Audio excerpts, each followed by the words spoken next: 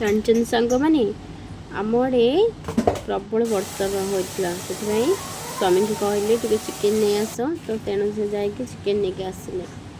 ଆଉ ସେଥିପାଇଁ ଆଣିକି ଦେଲେ। ମୁଁ ତାପରେ ରୋଷେଇବାସରେ ଲାଗି ପଡ଼ିଲି। ଆଉ କ'ଣ କେମିତି କ'ଣ ରୋଷେଇ କରୁଛି ଦେଖନ୍ତୁ।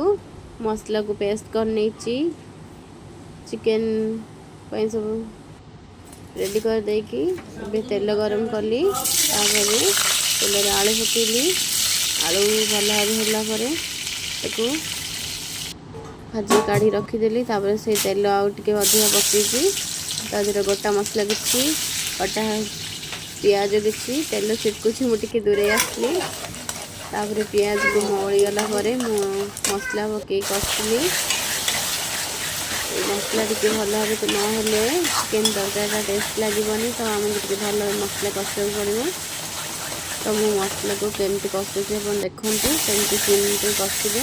ଯଦି ମୁଁ ଗ୍ୟାସ୍ରେ କଷୁଛି ତ ଧୀରେ ହାଇ ଟିକେ ଲୋ ମିଡ଼ିୟମ୍ ଫ୍ଲେମ୍ରେ ମୁଁ କଷୁଛି।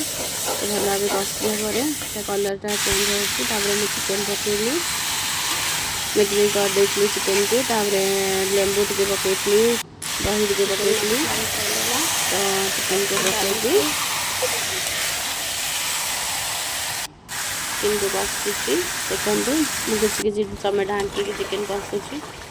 ସେଟା କଲର୍ଟା ଟିକେ ଚେଞ୍ଜ ହୋଇ ଆସିଲାଣି।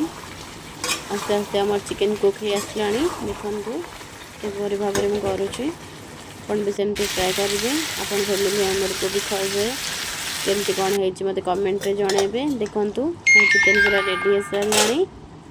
କେତେ କଲର୍ ଆସିଲାଣି, ତ ତେଲ ବି ବାହାରି ଆସିଲାଣି। ଦେଖୁଛନ୍ତି ନା କେତେ ୟମ୍ମି, କେତେ ଟେଷ୍ଟି ଦେଖାଯାଉଛି। କମେଣ୍ଟରେ କହିବେ କେମିତି ହେଇଛି। ଝିଅକୁ ଦେଇଛି, ସେ ବସିକି ଖାଉଛି। କହୁଛି ମାମା ବହୁତ ବଢ଼ିଆ ହେଇଛି। ତାର ବହୁତ ପ୍ରିୟ ଚିକେନ୍। Thank you.